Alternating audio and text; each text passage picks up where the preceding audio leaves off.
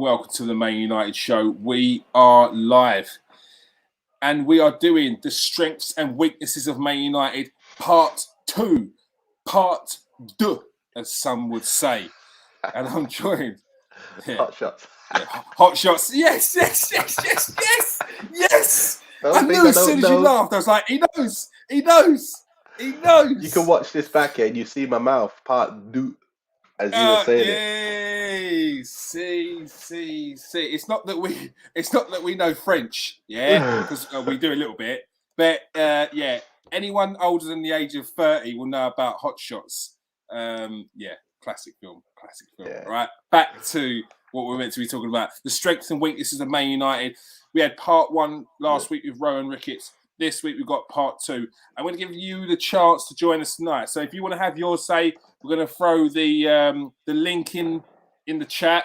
Oh, I'm sweating just thinking about it. I'm going to throw the link in the chat. If you want to have your say, you can jump on for a minute. I'll give you 2 minutes. All right. You have 2 minutes to have your say.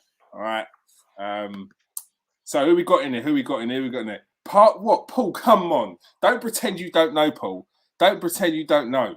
You know. I know you know. All right. And I'm joined by my co-host tonight, none other than Nathan Ellington. How you doing, Nathan? Good. Can't wait to see the football back this week. I know.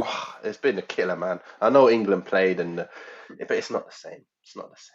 It's not many times you can watch your country score 10 goals and you're still like, nah, bring back club football. We need to see the game. Exactly. Yeah. It's like that doesn't really count. Yeah, it doesn't really count.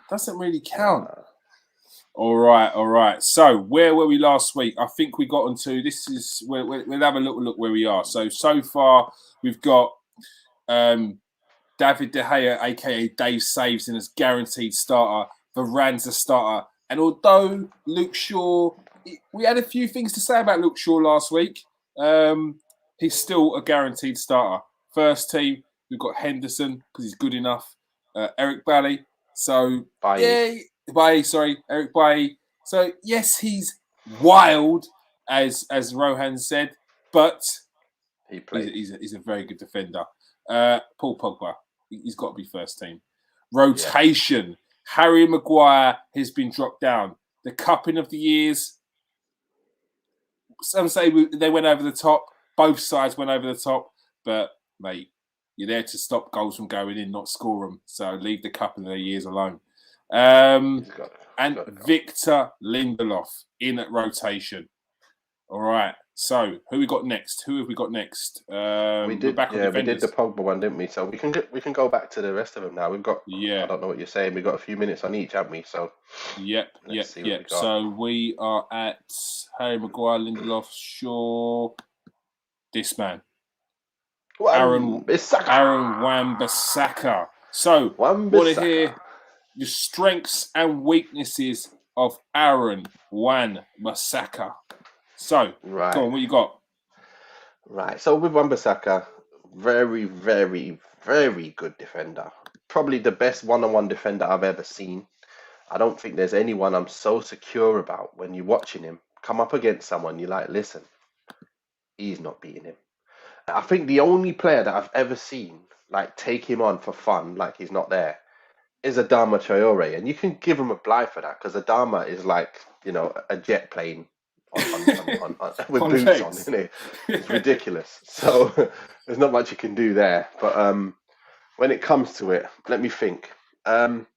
Defensively, unbelievable. I know as a youngster they said that he was a winger. That's a lie.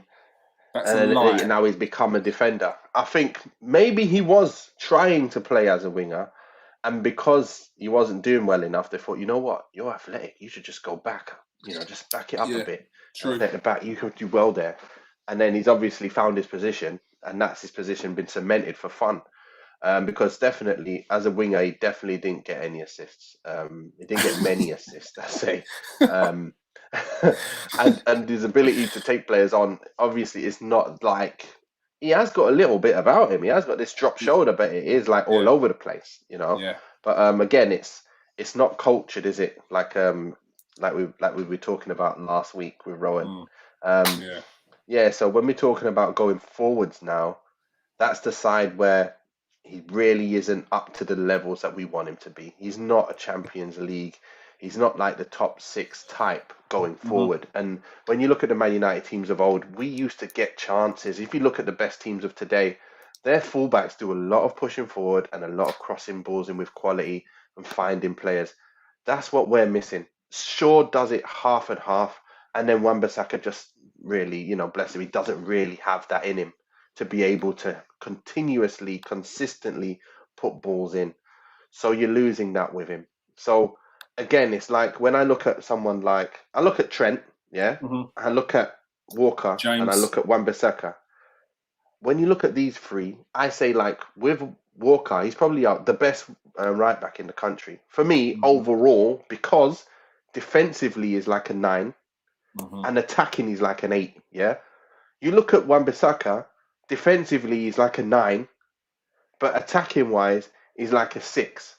Then you got Trent, whose attacking is 9, but then his defense is probably about a 6/7. Let's say 7. Yeah. And that's where you get the mix, and that's why you see Southgate not wanting to pick him because his attack is a 6. And that's the problem. You bring that attack up to 7 or 8, he's getting in that England squad, and that's what I think about him. Is he potentially a centre back in a free wide right? I'd put him there. That's my position for him because he don't have to get forward. He can concentrate on just defending. And if he's a centre back in a free, he can just push out to the right back slot, let the right guy go forward, and that would be amazing. Defensively, I'd play him centre back anyway. Even if we had a 4, I'd say, listen, your new position is centre back. You're gonna have to learn it. Let's get you playing centre back. He's not injury prone. He can win a 1-on-1 for fun. He can run back with anyone. He's got pace to burn. Why not? And he has got the option to break forward and to break out of defence, and that's a modern day centre back. Yeah, but again, it's the ability to play with the ball and then create real chances. Like when I watch Bayern of this world and the Cities and all these guys, they're so comfortable going forward with their fullbacks. They're so comfortable on the ball. He's not like that. You see him get pressured and he loses the ball, and it is partly because, like I say, like I'm going to talk about that later anyway. It's partly because the way we play, and there's no options that are there in his head, even if he closed his eyes. That's what the manager should put in place. He should have options in his head without even needing to look up. But because United play off the cuff, he's having to play off the cuff and keep the ball off the cuff, and that's not him. You know what I mean? So yeah. That's as him. Paul said, great defender, but not a modern day defender. Definitely not a modern day right back. Which, I mean, it's one of your shortcomings.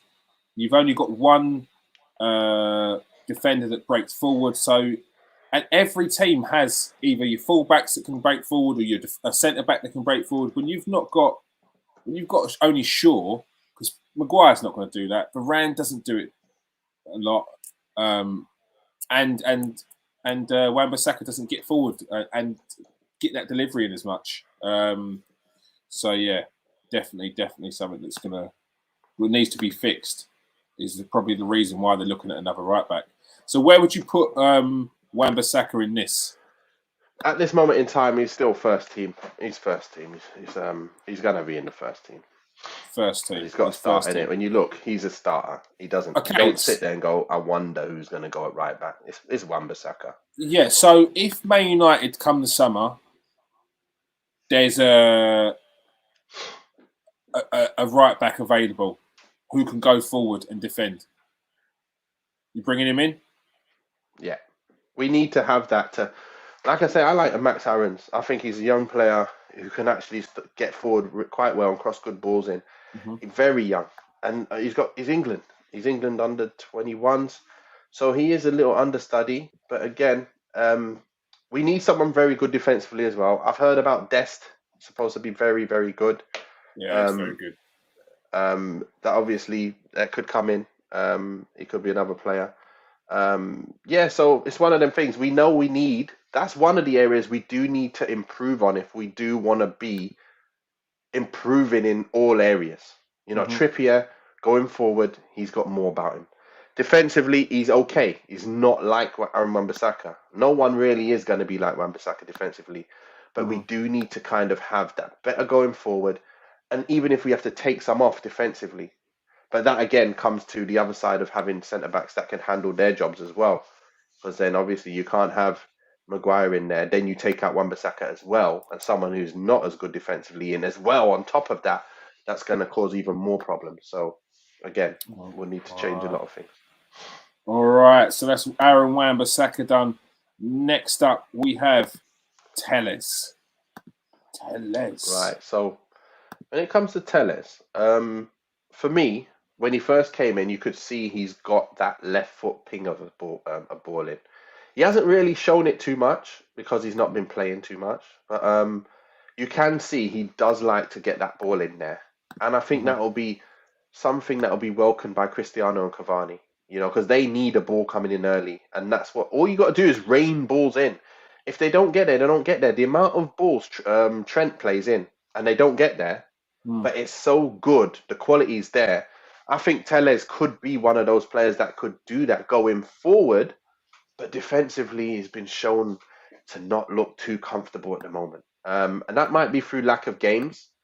Yeah. I'd like to see him play in a run of games and let's see what he can do. Because he has been beaten a few times a bit too easily, like too consistently beaten as well. So you look at him and go, that's a bit shaky. Shaw doesn't happen with Shaw. Defensively, that doesn't happen. But then Shaw doesn't look to put the ball in all the time going forward. So it's one of them things where you're looking at him, you're going, when Shaw was playing the performances of the season before, you can see how Telles could easily get in there and stake his claim to start. But it's now like Shaw's not on his game so much, but he's like on par with Telles right now. It's like he's brought himself back down to on par with Telles, where he pushed way ahead of Telles last season. So Telles needs to push on. He needs to learn to... I don't know what you can do. I think he just needs game time to see whether he really can play at this level defensively. We all know what he can do going forward, but he's never going to be the set piece taker here, like for everything, like he was at his other club. So again, you're not going to see the amount of goals, but hopefully we'll see more assists. And it all depends on what formation they try and play with us, because Shaw could play central, that left centre back, if we're going to a 5, and Telles definitely can play on that left wing back slot, which would be right home for him. It'd be perfect for him. So you just think it's the defensive side, and it could possibly down to the fact that he's not getting a run of games where it's too stop-start for him. Yeah, because when he first came on, when he came to the side, he was already playing week in, week out. So then he came in and he played against PSG even, and they're saying, he's had a really good game. So, and he really did well. So taking that into account, you got to say, look, give the guy a chance, let him play, whether it's left back or left wing back. If we're playing 5, he has to play left wing back. There is no other left wing back that plays like he can gonna play going forward. He wants to get forward. He loves it. He loves to put a ball in early, and he loves to just continue putting balls in. So if you've got Cavani and Ronaldo up front, that's their ammunition. It's not going to come from the right, so it's got to come from somewhere, and it's got to come from the left. Do you think Shaw saw Telles, was worried about him, upped his game, saw that he's not really on his level, and then dropped off a bit? Exactly the case. He plays within himself, and exactly what Ron was saying last week was certain players, if they're not pushed, they'll stay at that level that they're pushed to. So you can see that, like a good teacher will know how to get the most out of certain, some other bad kid or something. You think, there's a way to talk to him to make him feel good about himself, to then push himself on to move on. And that's what it looks like you need to do with Shaw. He's one of those characters, not that I know, it's not, this is just what I see from the outside. Yeah. It looks like he's a player that needs encouraging and pushing to continue doing better. Because he's like he's resting on his laurels. It's like someone says, like, let's say there's 7 heavens in paradise. When he'll be happy just getting the corner of the 7th heaven. Like, but what about trying to aim for the top heaven? That's what I'm talking about. He's one of those. You know what I mean? Yeah, I've seen it. I've seen people do it many a time. They're worried about their spot. Then they realise actually he's not all that, and then they're like, you know what, just back to normal. But you can't be like that. That's a poor mentality to have. You're at Man United, and you need to up your game, mate. You need to up your game, otherwise it's just going to bring in a replacement. You're not. We're going to get to your question towards the end. So yeah, if you want to get your questions in. Don't worry about that. Thank you very much. Quick question, Kiers. Should we put the link in now? I've got it saved ready for when you want to put it in. So do we put it in after we've chatted about them, or are we putting it in now, ready for them to jump on? A little bit later on. I don't want to see loads of people just pop. Well, we can have them waiting, can't we? Can we have them waiting? All right. We're gonna throw the link in the chat. Yeah. So if you want to jump on for a quick say, to have your say on Man United's weakness, jump in. All right. Don't be scared. As scared as me. Let's right. Keep this going. Next up, we've got. We doing Williams? Do Dalot. He's on loan. He's on loan. Let's go to keep with the team that's here. Let's do Dalot. He's another one that. With him, I'm watching and I'm like, right. He came in, he kept getting injured. We're now starting to see him play regularly. He went on loan last year, did his job out on loan for Milan. So with him, I can see that he's a Portugal international, so that's good. What his strengths for me is going forward and crossing balls in. Not that we've seen it enough, but we can see that when he does cross, he is capable of doing a very, very good cross. And getting in the right areas and putting a ball in with good quality. And that's what you want to see. But again, the problem comes the other way. Defensively, no chance. It's like he's the total...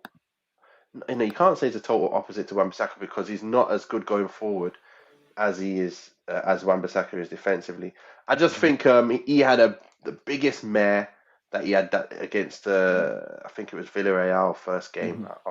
He was so bad. He was getting torn a new hole every single time that ball came down his side, and I was feeling sorry for him, seriously. And I'm like, wow. You've got to be able to defend better than that, mate. Seriously, you can't play in the Prem. If you're going to play like that, you won't be able to play any team in the Prem the way you're defending. So, again, he's another one that if you're playing a 5-3-2 and you've got Wan-Bissaka, the right-sided centre-back, you might even have Varane, Bailly, Wan-Bissaka, 3 centre-backs. And then you got Shaw, though, haven't you? So, you've got... But anyway, if he was right wing-back, and didn't have to worry defending so much, we could get something going forward. But again, we've got a problem because we've got so many players that will be left out. It is not right. It is not right that we've got a team that we've got, and we're saying Dalot and Tellez got to be our right wing back and left wing back, because that means it leaves no space for none of our players anymore. I didn't swear, Paul. I don't really like to swear. No. Hole. That's what I said. He got torn a new hole. So yeah. Anyway, So that's something about him that I think, like I said, that's everything. All right. I forgot to do Tellez. So we'll do Tellez first with regards to where is he in the team? Rotation. Yeah. Rotation. And Dalot. Sure. Same. Do you need to upgrade Dalot to really push Aaron Wan-Bissaka? Yeah. You do. If you're going to go right back, you're going to need to upgrade. I'd like to see... You know what? I'd like to see him get a run of games just to see if he really is that bad or if it was just a one-off. Because I don't know, but I don't see people getting done over like that, even if they've not been playing like regularly. It's like, you get done over, you're done over. That's your level. Like, you just continue getting done over. That's you. You're just not going. You don't see Van Dijk come back from a year out and get done over like that. You just don't, and that's why I talk about Maguire the way I talk about. Yeah, but you're talking about. Yeah, but you're talking about Uber players. You're talking about a different level of player, though, aren't you? You're talking. Yeah. You can't compare Dalot to Van Dijk. Like, you can't say that Dalot comes back after not playing for 3 months, and Van Dijk comes back and not playing for a year. Van Dijk didn't have no mistakes, mate. So he's not in the team. Like, No. You know what I mean, Kez? I mean, like, to be the level we're trying to get our players to be, yeah. yeah, the players that we want at United and we're used to seeing, Hmm. they don't lose. They don't lose battles like that. They Yeah. don't concede goals like that. It's not a regular thing. It's a Mm. mistake that you say, oh, that's out of the character of him. You know, if Rio gets done, oh my gosh, I've never seen Rio get done like that before. You know, Mm. or Torres, you know, tears up Vidic, you know, and then you're like, wait a minute, well, Torres is world class. He's absolutely torn him, you know, for pace, easy. But that's Torres, you know, and he's been put in by Gerrard after amazing ball or whatever. But you're not gonna see these kind of boys get done. And this is, and no disrespect to Arsenal, but when I watch their defenders, like, you know, like your Koscielny, not Koscielny because he was all right. Some of the defenders that Arsenal had after the good period, you know, when they really had that good period, they had Yeah. Sol Campbell, but then they got in a few other players, and you're Scalacci. like, Ooh. yeah. So these kind of players, when they get done over for power by these normal defenders, strikers, and attackers that you just see normally, can get shepherded out of the game for every game. And I'm like, nah, he's not good enough for Arsenal. You need to get someone better. You guys need someone better. That's what I'm seeing now with United. Nah, he's not good enough for United. Lindelof not good enough for United. Maguire not good enough for United. They're not what we need. We need people who are comfortable on their own, one on one. Come at me. Let's see what you got. That's what we need. We can't Mm. have people that need three players near them to defend. It's not good enough. And Dalot, Tellez, Maguire, Lindelof, none of them can do it on their own. None of them. All right. All right. A damning statement from Nathan Ellington there. Mate, basically every Man United defender is not good enough to be at Man United right now, or the first team starter. Before we move on, we are. Sure. Before I checked, it was 39, and then I checked again. I'm sure it said 37. We're 37 away from hitting the big 1K. Do you know people have been hitting me up, Nathan, about that comment that I made about that I said you're gonna don your boots on to see if you still got it. They're like, we should do that if you hit 1K. If you hit 1K, they want to see me and you don the boots on. Well, we might have to go with some pitch and I'll take some shots at you or something. That'll be good. Oh, that's That's all day. Don't I'm mind just that. showing that I should have been playing in the Premier League as well. That's what I'm gonna do. Should Kieran have I been don't playing in mind the that. Premier League? Yeah. We could Taking do some it. free kicks. I've got a camera. We're going to make it happen. Everyone, share this video. Get this out there. And on top of that, I want you to say, get this team to 1K because we want to see Nathan Ellington don the boots on. And also as well, if you haven't seen, but you're in the show anyway, so hashtag Ask the Duke. Yeah. After the show, you can ask anything football related to Nathan. I've already got my question for this week. I want to see what he says. But I'm saving that for hashtag Ask Duke. So yeah, we're 39 away, people. Get us to 1K, please. If you're watching on Twitter, come over, smash that subscribe. You can even jump back. Onto Twitter. I'd rather you didn't. I'd rather you stayed over here and stayed in the comment section and spoke to these lovely people we have on every single show, our loyal fans. What is Paul saying? He's saying, Nathan, shut the Cockney up. Was he speaking Cockney? Surely not. To you. What? You Oh, he's talking to me. I don't know what he's trying to say. I don't know. I don't know. Maybe explain yourself, Paul. Explain yourself. Go on, explain yourself. Oh. Yeah, it's true, Jamie. Paul, it's true, Jamie. Paul, you haven't seen my goalkeeping skills, mate. Huh?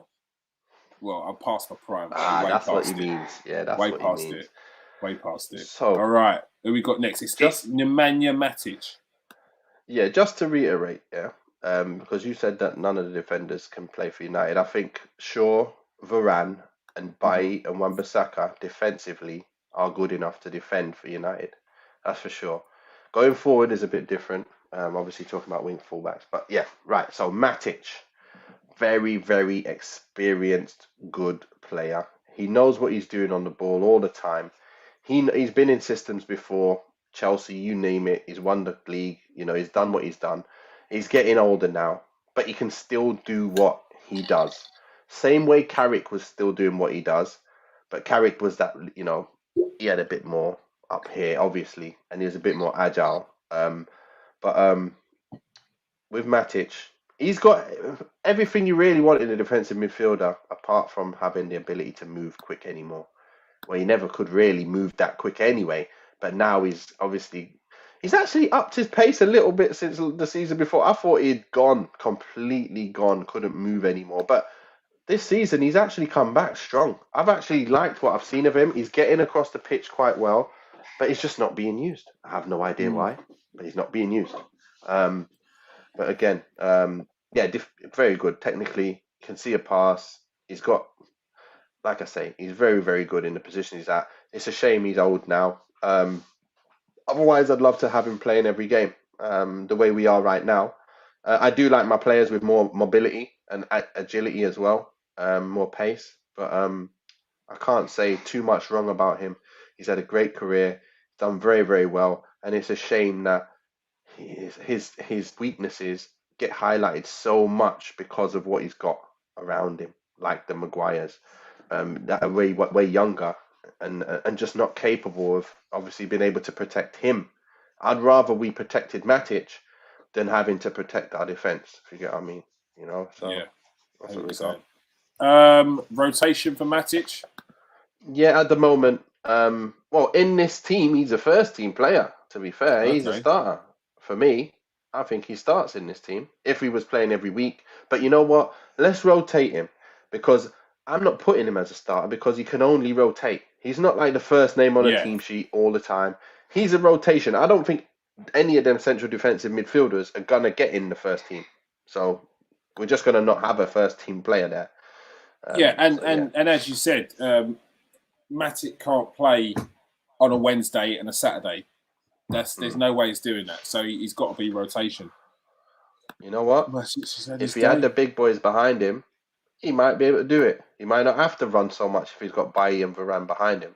But like I said, not going to see it happen, are we, in my lifetime? Unless I do it. And it's not happening.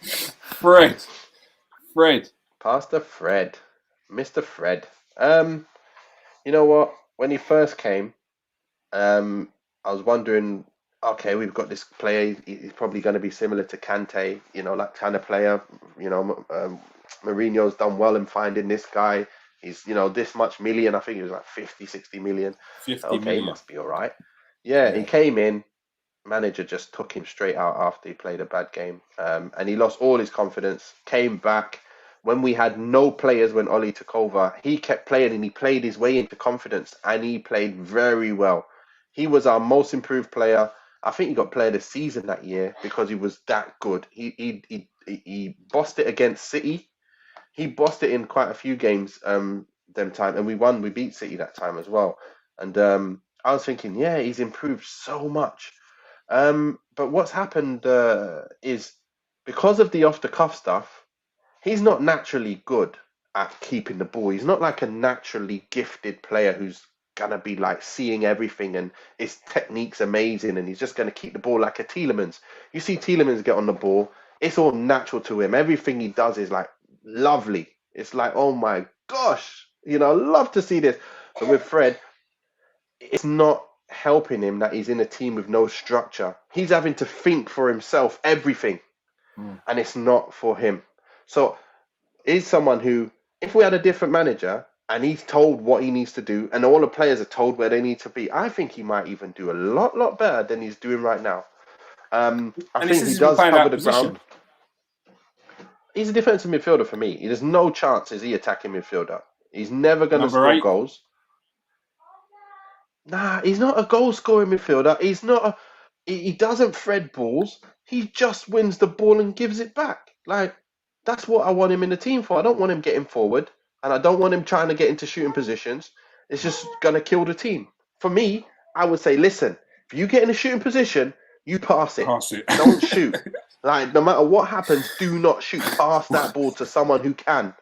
Like, you win the ball for me. All your job is in this team, listen, it's horses for courses. Every player has their role. You just win the ball and give it to someone with a red shirt. Give it to a red shirt. That's what you say. And that's it. And then make your angle again so you're on for someone else to, move it. Like a Deschamps. You know Deschamps? They called him the Yeah, water carrier. yeah. This is what Fred should be. But instead, he's obviously getting it in the neck at times. He isn't the best keeping the ball.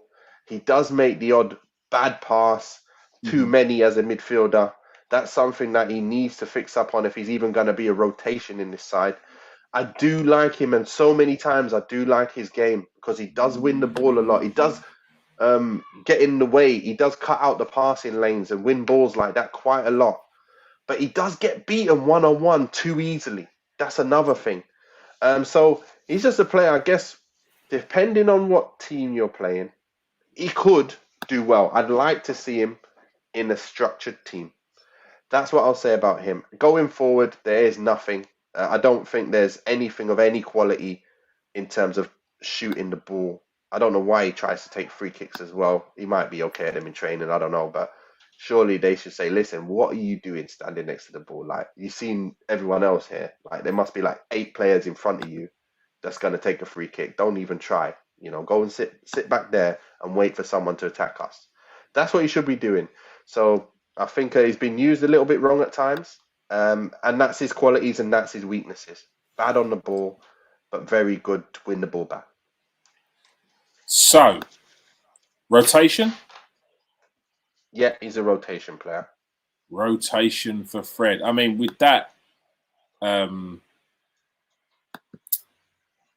that description of him, I mean, he can't really be a starter or a first team.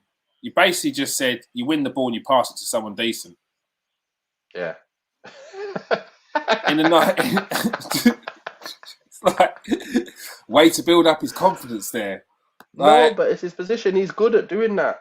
Who's better than him at winning the ball back like that in the team? No one. So why don't he just do his job and be good at what he does? Yeah. But what he isn't is what happens is he ends up going forward and he ends up in shooting positions, and you're like, oh, why did it have to be him? Why is he going through on goal? Like, why is it not Pogba coming through on goal there? And that's the problem. If everyone's given a free rein to do whatever they want, then that's what you're going to get. You're going to get multiple times he's in the box for a shot, and he's not going to score more often than not. Anyway, this one's probably the fans' favourite, even though they never get to see him play. It's time to free Donny. What's he saying? Free Donny! Donny Van Beek. I never know a player loved so much by a team that never plays. Hey, Donny Van this Beek. guy, he's quality. This guy is quality. I know a lot of people don't really think anything about him yet. I know when I speak to a few of the different people we've had on, they're like, he's not really done anything and I can't really see what he's about. But when I play football, I don't know, you guys know that I came from non-league. Yeah, I went from non-league and I've played League 2, League 1, Championship, Premiership. I came all the way up. And I Jamie saw Vardy, or Jamie Vardy done in Nathan Ellerton. I'm not sure if he played every league all the way up. I think he maybe missed a few and then went right to the top. I don't know. I think he went from like did. He went from Fleetwood. League down, 2 to all the way to Championship. Yeah. So he missed out a couple, but I went all the way up. And what I noticed there was when I was playing lower level, all it was boot the ball and chase windy paper on a windy day, whatever. Yeah. Mm-hmm. So that's all I used to do. There was never any person who could thread the ball for me. There was never anyone like that. Up until what level? Then I went to non-league, semi-pro. Yeah? Okay.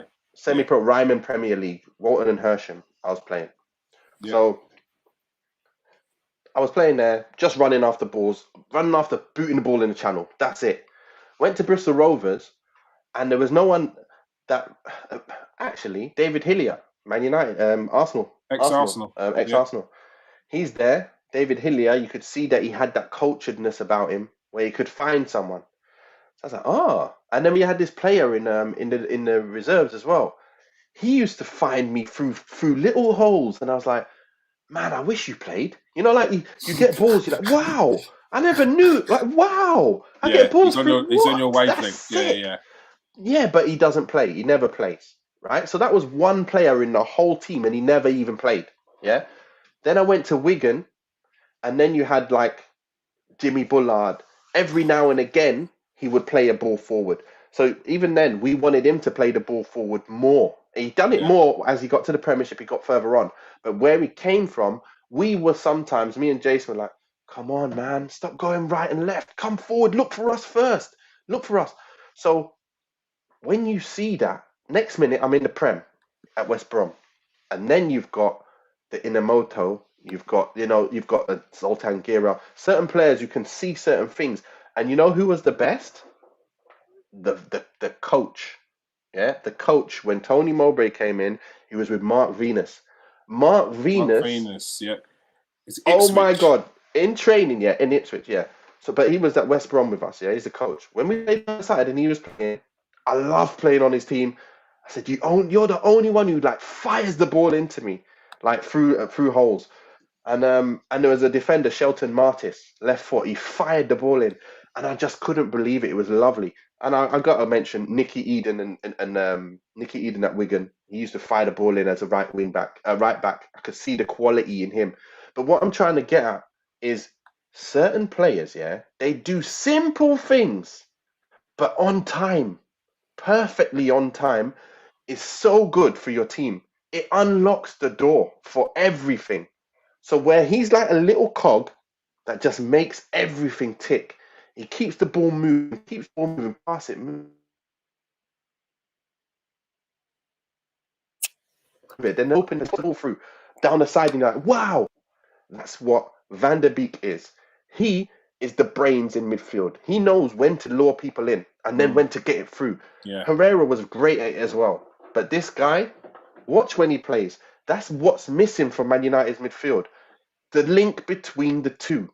Simple play, and then that little bit of extra round the corner, jacks through the legs and all of that, and spin, get it back. He's got that as well. He's just like Herrera was. He was that link as well, with a bit more brains up there, and that's what Fred, McTominay don't have. That's the only thing Van der Beek has it. We need that in the team. Simple. This guy is sick. He's a first Right. team player. First team player, Donny van der Beek.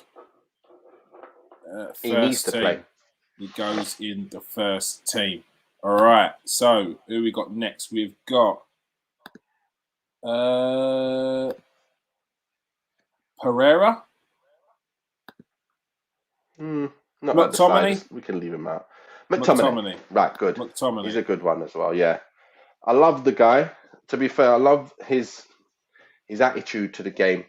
He's coming in through the youth, and he's come through. He's got good technical ability to control a ball, pass it like 5-yard passes and all that. He's got a good strike on him. He does like to get forward, and he used to be a striker, I think, in the youth. So you can see that when he gets forward and he gets shots off, and you can see that he can get goals. But one thing is he's playing in the position where we do need that Van der Beek stuff, what I'm talking about. So when he gets on the ball and he can't do them balls, and I can see that's the time when that ball should have been played, I'm sitting there going, man, we need Van der Beek. We need a player that can do that. You know what I mean? And it's like, he's good at certain things, but we need something else in that position. And again, he's very, very good when it comes to defending, attacking, like battles with another player. He's going to come out on top all the time. Like, he's so big, so strong, very, very good. He'll keep the ball for you for fun. Yeah, he'll win the ball and just pass it to someone. He'll beast. He'll get in a fight. He'll get you a goal if he gets forward. But again, it's all about how you bring the team together and make it work. And he's not being used in a way where it's gonna work for him. If you get, I mean, like, there's times where we will play well, where he does break things up, and we do get a goal from something else.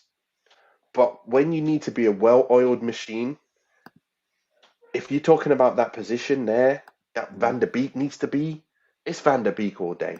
It's not McTominay. He can't play there, and he's not a defensive midfielder either. So he needs to learn to have that extra something that Carrick had, that Van der Beek had, that Herrera had. If he brings that into his game, he'll move to the next level. But has he got that? Has McTominay got that? What you're asking for? Is that He hasn't got that something? link. Is that not something that's that type of player? Because Carrick wasn't blessed with pace, but what he did have was the vision, pass, and when he was younger, he could score goals as well. But I don't see McTominay has that vision. He doesn't. He doesn't have it. That's just what I said. He doesn't have what the other player, the Herrera, the Van der Beek has. So when you look at him, he's limited to certain things that he does them very well, but there's not enough there to take you to the next level. If you get what I mean. When I watch a Tielemans, I can see he's next level. I see his balls down, he cultured balls down the sides, his touches, and keeping the ball under pressure like nothing, like no one's even next to him. Left foot, right foot, pop, give it, pop. Yeah, it's just lovely to watch. But when it's like McTominay, it's hustle bustle, it's hard work, and he does his job well, but he just doesn't have that quality, that extra bit of quality that you need to make things happen at the next level. King Eric, exactly. He's quality on the ball, Johnny Evans. Left foot, right foot, ping, right, left. He can do that. Van der Beek much weaker than Scott. Exactly. He is weaker than Scott. But so is Tielemans. But he's a better player. It's not about being strong. It's about your ability to play as a well-oiled machine and parts to that machine. Not everything needs to be strong. Like Sancho, I'm sure, is not as strong as McTominay, but he's good at doing certain different things. McTominay, I guess you'd probably, in this kind of team, I guess you'd have to play him as a central defender, defensive midfielder. You might do that, or you might even push him back to centre-back and see whether he can do well there. I think he's a rotation. Is it if you was to have Van der Beek in the middle, is it Fred or McTominay next to him? It's Matic. Matic. And then to be fair, I'd have the legs of Fred, but then at times I'd also have McTominay because I do like the thing. They're all the same, like they all got something. They're all around the same level. Like they're not. No one's pushed ahead of someone. No one's like head and shoulders clear. Like one's good at something, the other one's good at something else, and one's bad at something and the other one's bad at something. They're just, when you look at it overall, their bad and good equals out to the same abilities. I'm not saying they're bad players. They're very good at certain things that they do, but like I say, you need certain things in a team to make it work, and you can't play them both in there because you don't have that certain thing that you need. You can't. And then you can't play one of them in there because they don't have that certain thing you need as a central defensive midfielder. So again, you need to pick up the quality and find someone that can. You've got to start buying specific players for their actual positions rather than putting people that fit. Because, That's why Alex Ferguson was so good. Next up, it's Bruno Fernandes. There he is. It's that man, Bruno. It's Bruno Fernandes. Right. The king of goals and assists. This guy is madman. Crazy. I think he's got crazy work rate. He loves to run around. You can see he wants to win like more than anyone on the pitch, pretty much. He will go to war and he will run around. But the problem is he'll run around and get out of shape. I think what we do need is someone to tell him, listen, use that work within my structure. My structure. This is where I want you to go. Don't go any further than that. Push your other guy. If your teammate isn't going, like you should know he should be running there, not you. Make him run. Like if he's not doing it, call him out. Don't do it yourself. That's what I don't want Bruno doing. When it comes to his technical ability, lovely. Absolutely lovely. He's got that extra little something where he's always trying to do something to make something happen. You always want to play with that kind of player. I'd love to play with him because you make a run, he's always looking for you. As soon as he picks up the ball, he wants to find his attacker. He wants to find his attacker and gain that extra yard that they. If Rashford went, see you later, he'll see that, see you later, and he'll try and put it straight away. And you're like, thank you for seeing me. And you've put me in. Sorry, bad ball. Okay, no problem. But next time you see, I'll do it again. He tries. He tries. Yeah. He tries to take risks. Same wavelength. Yeah. Absolute bad man when it comes to that. One thing I can say with him is he does give the ball away with sometimes simple passing that you just wonder why you give the ball away so easy. It's not trying to do the good stuff. It's sometimes where you need to be just safe with the More ball. composed, yeah. Gives it away too easy. And I just think, again, it might be a structure issue. I don't know why he doesn't play all the time for Portugal because he's such a goal scoring machine. Why does he not play all the time for Portugal? Why was he on the bench and he started and then he was on the bench? And why has that happened? I wonder if he just gets out of position all the time and doesn't really listen. I don't know. But he does need to be put in a structure and made to do it. Otherwise, you're coming off. And then he would be everything you want from an attacking midfielder. He's pretty much got it all. So you think there's more to come from Bruno? They can get more out of him, tidy up, more there's composure. More consistency. Yeah, there's more consistency in his keeping of the ball in areas when he can't do something. You know what I mean? And his choice of when to do things. I think that's what we need to sort out with him. But yeah, top player. I think you've not got a problem there. He's a first teamer for sure. And I'll put him in as a guaranteed starter. Yeah, guaranteed starter. All right. Bruno Fernandes, guaranteed starter. Next up, Rashford, top talent. Top talent. I think he's inches away from being world-class talent. If he didn't have so many games where he's just dropped fully off, he'd be I think he'd be up there already. Because the times when he's on fire, mate, no one can stop him. This guy is dynamite up front. When he goes up top and he's the last man and he's looking to peel off the last man, there's no one can stop that. Like you've seen, he scored against City, he scored against Liverpool, he scored against Chelsea, he scores against everyone. That shows he is dangerous. Yeah, he scored against PSG, like you said. What attributes do you think he has that makes him world class? I think is his ability to get into space in behind. His pace is blistering, and then he's got great finish. He has got a great finish on him. He hasn't got just understand one thing. He's got a great finish in him, like great power, great technique in his shots. But he obviously isn't like a Van Persie. He isn't like an Aguero. He isn't like them kind of boys. Them boys are next level. There's not many players like that, to be fair. You know, like even Salah, he misses a lot of chances. You know, he scores, but he misses a lot as well. And so does Mane. They do the same. But my thing is, when we're talking about the next level finishing, there's only a few in the world, but that's him for me. He is absolutely amazing. His work rate, he works real hard. Obviously, like I'm saying, some games he's not like that, and you're thinking, how come you've gone to this? Like, what's happened? And then sometimes he gets one-on-one with his man, and then he can't beat a man, and you're like, what's happened to Rashi? Like, why can't you beat no one? And then you think, what is it?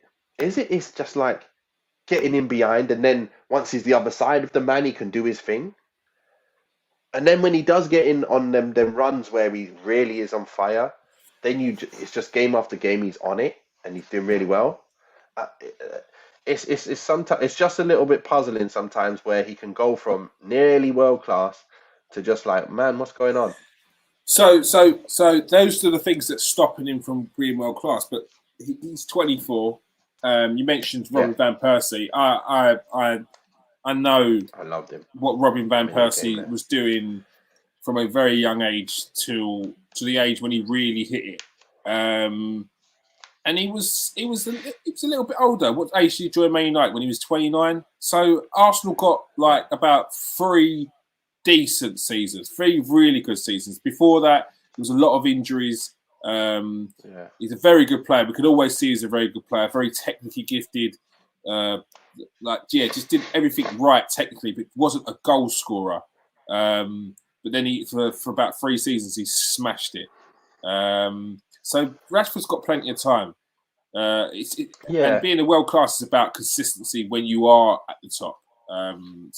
He definitely. This is what we're saying. We're not saying he's world class now. We're saying he can be world class. And I asked Connor, what world class attributes does he have that can make him world class? What attributes does he have that can make him world class? So decision making will change, won't it? All right. Yeah. So Rashford, Decision where making. does decision making? Yeah, it's like decision making at times, not the best, and then choice of finish, not great at times. But he's a first team start. He's a guaranteed starter for me. He starts on the left of up front All right. for Who United. we got And next? just say, my favourite player at Arsenal at the time when Van Persie joined, it was Van Persie. Even when Henry was there, I love Van P. He was my favourite player for them. I love to see him play, and that's what I saw that in him early. Mm-hmm. Early, I was like, Yeah, wow, he's my favourite player. Like, he's and then class. comes That goal United, against Charlton. loved it. The Oh, volley. with his Oh yeah, arms, with his yeah, arms, like his yeah. weird arms, and He what a was player! mustard. What a player! Jadon Sancho. Sancho, you know what? When it comes to Sancho, I've watched a lot of, I watched like loads of reels of him on YouTube and stuff, and I've obviously seen him in games, in Champions Leagues over the years as well. So I wanted to like really look at what he's good at and stuff. And when he came through at Borussia Dortmund, he wasn't really hitting it off. It's like he was playing right now, like what he's doing for us right now. That's how he was when he first joined Dortmund. But then it just took him a season, and then all of a sudden everything started to click.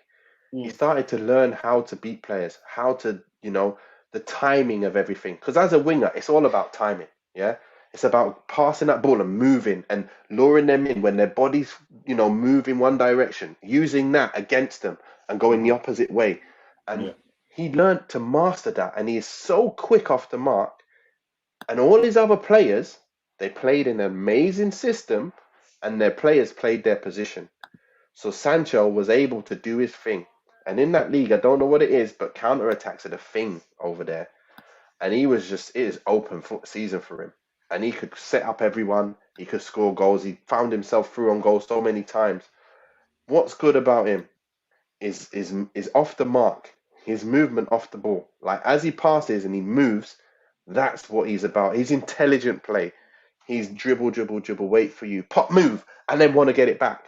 But what I'm seeing with United, you know what I'm seeing? Dribble, dribble, dribble, pop, move. No one gives it back. No one's even looking at him no more. And it will see like we'll be defending, and he'll lay it off to someone. He'll go sprinting, and then like Matic or someone will just go away and just pass it somewhere else. They won't, because it's a direct pass and it's a bit of a risky ball. The players at United don't want to play it. I saw it when Kagawa came and Mkhitaryan came. Same thing. United do not play direct risk football like that. They're used to a certain way of playing, and they're used to just going direct and countering quick.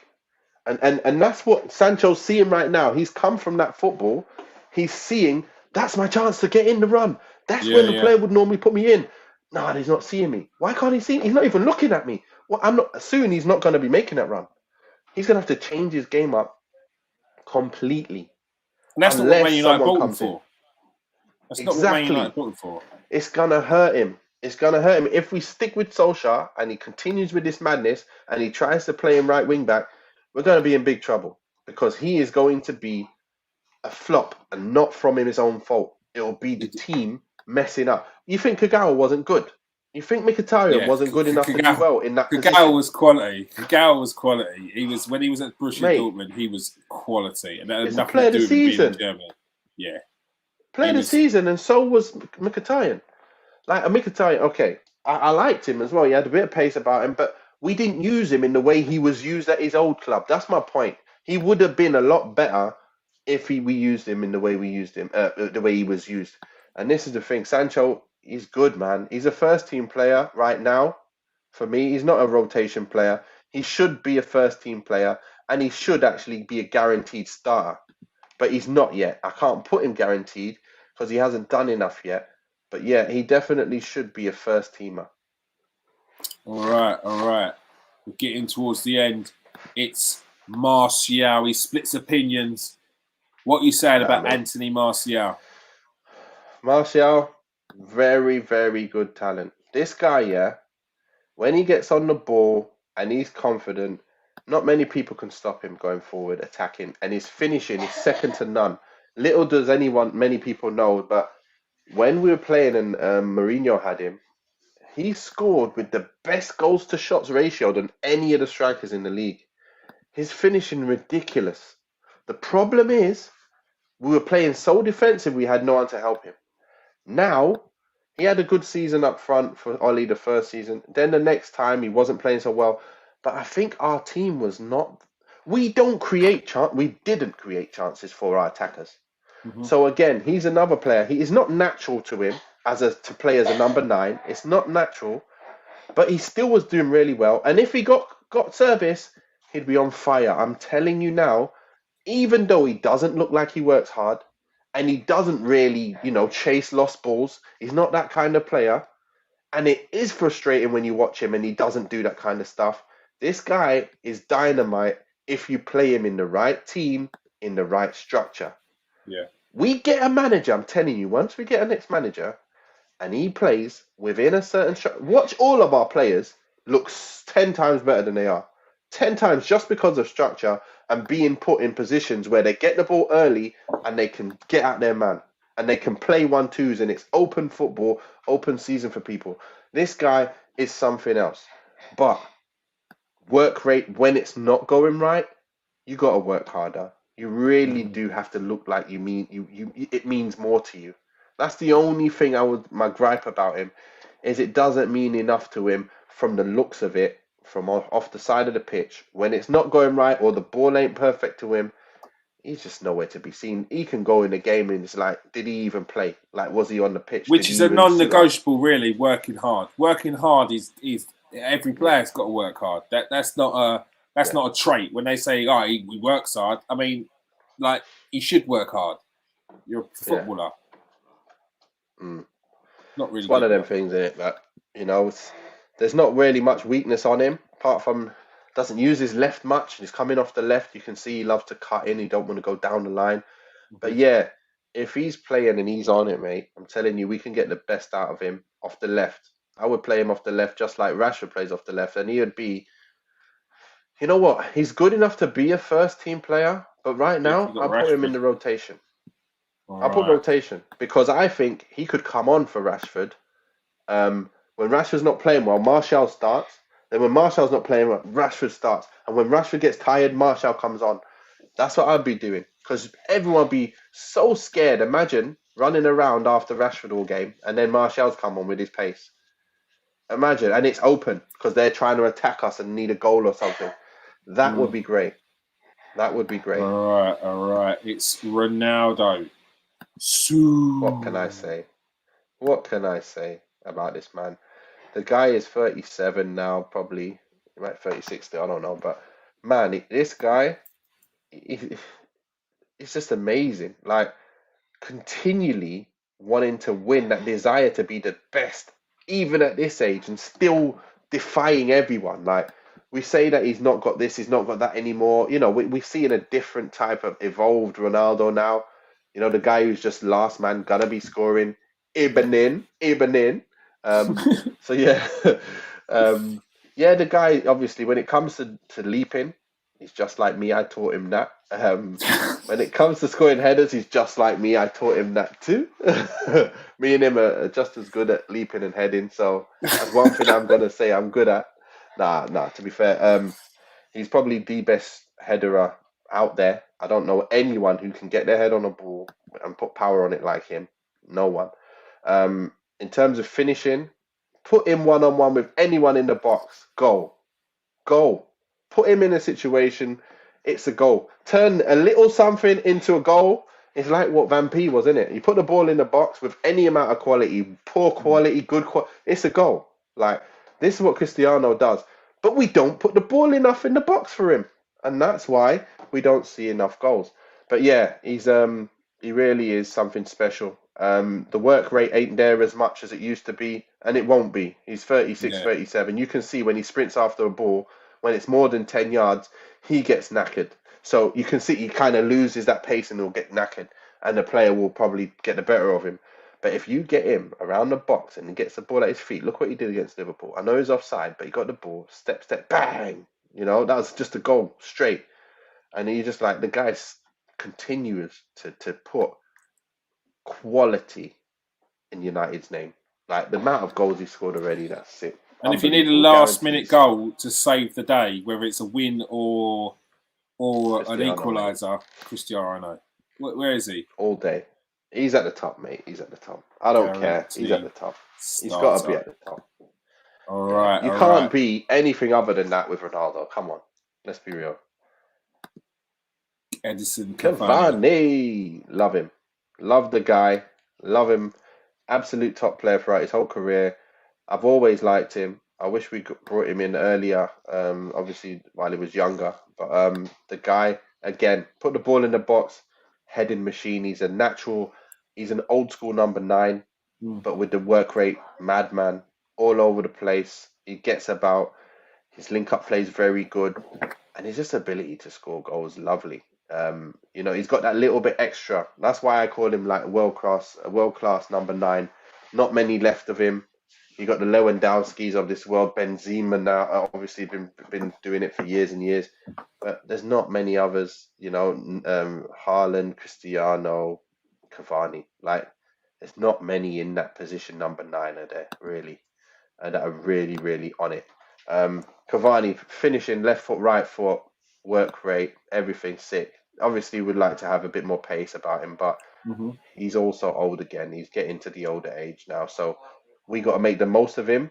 We've got to make the most of Cristiano as well. It's tough because that was his spot, which Cristiano has now taken up, and it's also trickled on to the Greenwood situation where he's now got to play out of position because these two big boys are in. So it's kind of messed up the rotation of the team and messed up the balance of the team. But they're very, very good players. So it's a case of Ollie don't know what he's doing when it comes to, obviously, you've got a team here. It's not about good players. It's about players that fit in my system. And that's the problem he's got at the moment. He's got too many good players and not enough system players. But yeah, Cavani, bad man, absolute done. And where does He is a Cavani go? first team player, but I would put him in rotation due to the fact that we've got Cristiano who's going to play up front, and I'd put Greenwood in there as well. So he's going to be a player that comes in for them. He can't start. Again, it's one of them ones. Is it in the situation of the team we've got right now, or is it he's that good, he is a first teamer or a guaranteed starter? It's a hard one to put it, but with the team we've got, that's the way I'd do it. Greenwood, love the guy. Mason Greenwood, when he was 15, another product of the Man United Academy. They're actually rolling them out at the moment, aren't they? Yeah, top player. We actually went to the training ground to one of the players that we had on trial at Blackburn. He was playing against Man United, and funnily enough, he was playing in that game, and he stuck out like a sore thumb. I was like, "Who's this Greenwood? Who's this this Van Persie player?" Like, he really moved like he's like a Van Persie at 15. I was like, "Wow, this guy's sick." And then, funnily enough, years down the line, I kept talking about him, and then his name came up, and he was on the bench, and then he was in the. I was like, "Yep, I can't wait to see this guy." And obviously, scoring all those goals for the youth, I started watching all them goals, and I was like watching it because it was him and Taif Chung that they were talking about. When I was watching it, I was watching him, and I was like, "Hey, these kind of goals he's scoring, he can do that against anyone." Like, I'm watching the type of goals, I'm like. That happens against Prem players. That he can do that in the Prem. He's gonna do it. I watched Taif Chong, and I seen he was doing well as well, but he was hustling and bustling through players, and I'm like, it's going to take sorry, a bit more Taif, against but men. you're not ready. Yeah, you're not ready, mate. You're not going to be able to do that youngsters against big boys. Yeah. You're not ready yet. You need a bit more time. But Greenwood, he's ready now.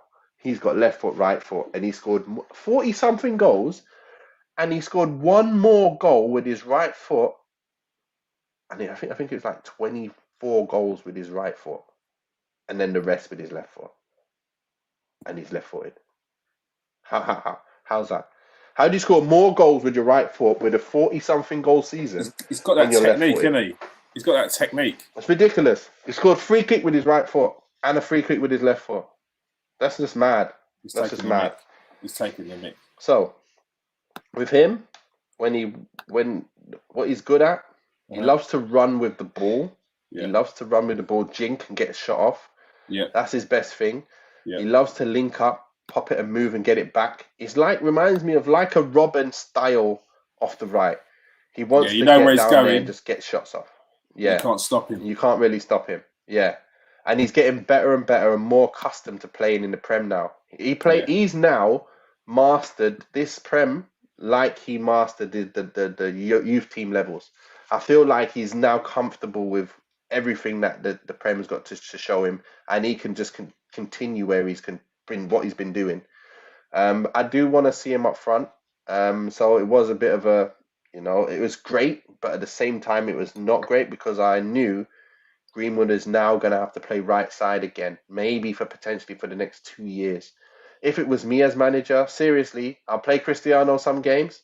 I'll bring him off later on in games when we can afford to and bring Greenwood on. And I'll start Greenwood some games and I'll bring on Cristiano in some games. I would not be compensating my team shape and my team just for putting all the players on. That's not a manager. That's not what you should be doing. And that's what's hurting us as well. This boy, he's a world-class talent and he will go far, but now he's going to be slowed down a bit due to the fact that we do have Cristiano and Cavani that he now wants to play ahead of him in that striker position. And it means that Sancho, again, now going to lose game time because he's got to play Greenwood, who's playing the best. So it's a killer, but he's a top player. He should be... He's a first-team player right now. He's first team right now. Right now in the City, obviously, he's not guaranteed first team. I think Sancho and him would be fighting for that spot on the right now that he's made to play on the right. So, I would say that they should get game time between them. Same like Martial, Rashford on the left. I think it should now be Greenwood, Cristiano Greenwood up front, but then he could also go on the right as well. So he's got two options to play if need be. All right. Last, but by no means least. If you're easily offended, people, cover your ears. Ole Gunnar Solskjaer, the manager, the boss. Ole's at the wheel. Ole's at the wheel, isn't he? What are Ole Gunnar Solskjaer's strengths? Needs to be balanced. Right. What are his strengths? All right, let's talk about his strengths. Yes, because he has strengths. Look, as we said, he is put together this team. His strengths are he knows a good player when he sees one. Yeah, so it's not easy to find a player and go after him and buy him. Like a lot of managers buy players and you're like, this player's rubbish. This player's rubbish. But every player that he's brought in, apart from let's say Maguire and maybe one other or whatever, but really, but Maguire was the player that they wanted before he came here. They did want him, but I'm saying he should have seen that isn't going to do the job. It might have been the stopgap for then until now, but it's too much money to pay if that's the case. He was probably one of the best defenders in England anyway, but it's still not good enough, so you have to go and look a different country then, you know? You don't just get the best in your country, even if he's not good enough to get Champions League levels. But anyway, for the most part, he knows a good player, and he has brought in players that you want to see, with the abilities that you want to see. That's what he does have. He has an eye for a player.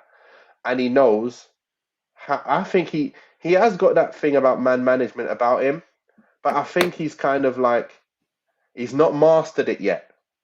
But he does have a man management side about him where he wants to keep everyone happy, and he can keep them happy for longer than other managers can keep him happy for. Who else can keep a player in a team for a whole year not playing and they're still, still willing to see it out and see whether they're still going to get minutes? Because he's lying to them, maybe. But the thing is, that's what I'm saying. He knows how to man manage, but then he's like, it's not mastered it. Because once you get to that level, you've got to give him some minutes. Like, you can't just not give him minutes after you said, listen, stay with me, I'm going to play you more. Nah, I'm just going to stick with that first team all the time. You can't do that, Ollie. You can't. Yeah. But I do like the way he does have more players than more players for opposition, and that he has kept a lot of players happy. It's hard to say anything else, to be honest. I think that's what he's good at, and he's good at not throwing his players under the bus. He keeps his players. He will take the hit for his players. Like whatever happens, he'll take the hit for his players. He will back his team and he'll say what he needs to say in private. That's something that is a really good trait of a manager. Unlike Mourinho, who will come out and just talk bad about a player and don't care that how bad he's gonna affect him and not play well the next games and the games onwards. This is something good about Oli. That's the good. What's the bad? The bad about Oli is he doesn't have any idea, from what I can see, how to put together a structured team. He doesn't have any structure whatsoever. So he buys the players and then he just keeps buying more players. And then he doesn't know what partnerships that are going to work. Like you should know, like you've seen Man United of old, you've seen other teams play, you've been in and around the intricacy plays, and you've seen the Fletchers, you've seen the Park G Sons, you've seen these players playing in a team full of star-studded players. You know why they're in there. Why are you not realizing that United need that kind of player in your team? And then why are you not going, you know what? Sir Alex didn't do it all on his own. I need someone with me. I can't do that. I don't know how to do that. I don't know how to make my players play the way I've seen that kind of football. So let me go find someone who knows how to play that kind of football, and then I'll find the players to fit that position. That's what he's not doing. He plays his players too much. Now he's got no excuse to continue playing the same players when they're playing bad and making mistake after mistake. Not even mistake. They're just playing bad. That's the level they're playing, and they're continuing playing. But some players don't get that. Why? Why does he do that? That's something that's hurting me right now, because right now I'm lost. Before there was always hope. There was always a lot of hope that he's going to turn it round. But now when you see game after game, it's like we played Liverpool. It was like a pup, like a dog that broke its leg and it still needs to fight the fight. And there's like 6 rounds left, and you can't even do nothing, and you're like, just eat me, just don't eat me too, don't kill me, just slowly put me to sleep. That's what it was like. It was like we got no ideas, no answers, no change is going to change anything about the results. We played City and it was like, let's just not get beat badly, guys. Like, I'm sure he had a week of training. He said we had a great week of training. I bet they just played 5-a-sides all week and he said, we had a great week of training and we're ready for the game. Not like, this is going to happen, that's going to happen, we're going to do this, we're going to play like... No, we just train every day, do a round, keep ball session, then go straight into a 5-a-side, and then we had a great week of training, boys. We're going to play Man City now. But boys, listen, let's just keep it tight. What I've done is I put everyone back, and we've just got Cristiano Ronaldo and Rashford up front. If we can just get the ball to them and hope we get a goal, we might nick it, boys. But first and foremost, let's not lose 5-0, please. Otherwise, we're going to get battered. And then this is what I'm saying. Like, now I'm scared against Watford. I'm scared against Brighton. I'm scared against Brentford.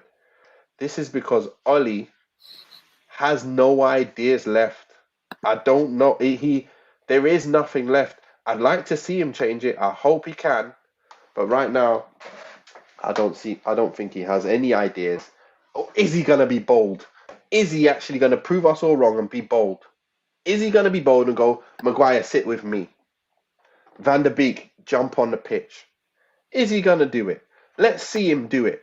You know what? Varane, Bailly, you're playing. You two playing. I don't want my defence to be able to get beat 1v1. Lindelof, Maguire, you lot sit there today. And let's see what these guys could do. I'm going to give them some runner games. Let's see how they can do. That's what I'd like to see. When Arteta's having lost in games, what did he do? He changed it up. One day Saka's playing, one day Saka's not playing. One day, what's the winger who scored plenty goals last year? Pepe. One game he's playing, next game he's not, because you lost the game. He decided he's got to try something else. Like, you can't stick with the same thing. And now look, you guys have now found some rhythm, found the kind of team and structure that you want to play, and now you're working on your way towards improving. We're doing the same things. It doesn't get better if you do the same things.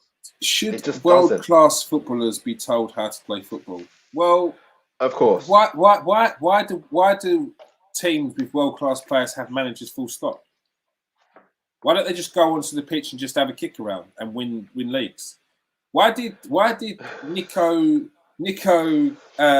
Kovic of Bayern Munich not do well at Bayern Munich? And he's a very good coach. And why did Hansi Flick, with that same players, smash that league, obliterate that league? Why? Let's get to the bottom of this one then. Let's get to the bottom of that. Right. So you've got a lot of good players, yeah. You've got, for example, Man City. They got their players. Oli takes over Man City, and they were not playing the way they were playing right now. Think about it, yeah. Is he gonna tell? Let's say Grealish comes off the line, he comes inside, and he keeps coming inside. He's not gonna tell him, listen, you get back on that line, stay out there. Why? Because you're gonna isolate the player. He comes inside, he ruins everything for everyone else. So now the team's not playing to its best because he's come inside. But what if, for example, Sterling wants to come short and just continue coming short and, I'm not getting the ball so much. So let me know come short. And then he gets the ball and people just taking the ball off him. And, and then another winger wants to come inside. Then all of a sudden, what have you got? You've got a team that are not playing the same, not stretching the team exactly the same. They're top players, but they might all want to do their own thing. All of a sudden, it's all off the cuff. And there is no structure to what you're doing. That's what the difference is. United don't have that. And that's why we're good, then bad, then good, then bad. And we'll have a good game and we're like, yes, we've turned the corner. Then we have a bad game. Then we haven't. It looks like we haven't turned the corner. Players ain't down in tools. That's what they're doing is they're not, mate. No, King Dennis, do you genuinely think that Man United players are down in tools? Like, genuinely. Nah. Are you watching them on a weekly basis and thinking they don't want it? They don't want to be here. They don't want to play under this manager. Do you genuinely think that Man United players are down in tools? Because I don't think they are.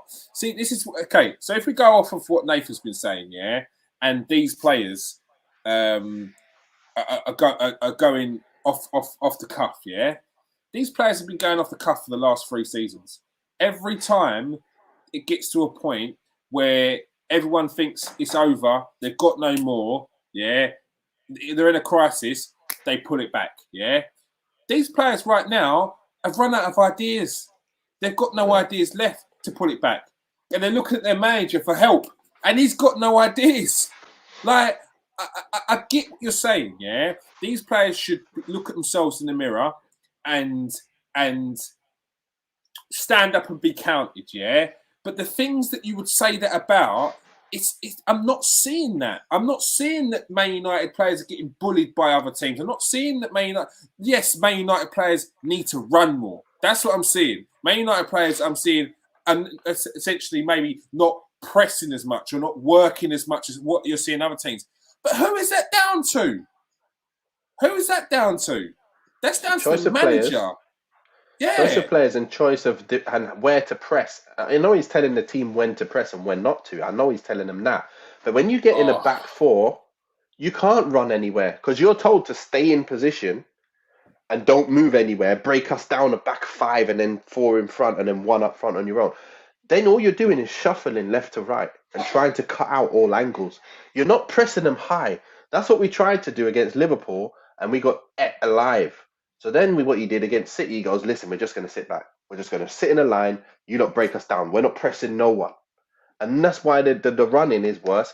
And again, when you got old legs on the team, the running's going to be worse. But let's take a read of this. Nah, I'm not having that. I'm not having that, King Dalot, Dennis.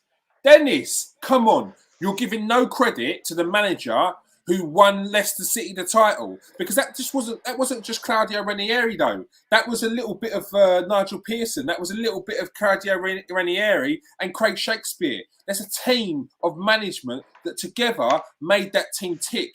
And then as soon as Ranieri got to one end, it weren't working. As soon as Craig Shakespeare tried to take over, it weren't working. You know what else there? Not only did he have a good season, the other teams were in disarray. So the other teams that season weren't having good seasons. So it's not like Leicester, obviously, again, like right now, Liverpool bossing it like the year before, 90 something points, Man City 90 something. The teams, none of the teams, they were all in a transition period where nothing was really, no one was really standing out. If you get what I mean, if you look back at the season points tally and all of that, there is no Liverpool like with like unbeaten record for a long time and all of that. Man United were just poor. So Leicester took advantage of a season where everyone was in a bit of disarray. There was injuries, there's things going on with every team. And Leicester, they had good players, mate. Very, very good players. And they were very consistent. And they did the job. Just like You, last season. you United can't. came second. Like, second. Yeah. That's because every other team was all over the place. We weren't even that good. How did we come second last year? Leicester, the season before, finished off that season excellently, and they carried that on. Like, I get what you're saying, yeah, but you've got to give credit to management there. You have to. Yeah. You have to. Kante. Because otherwise, Look at the players they had.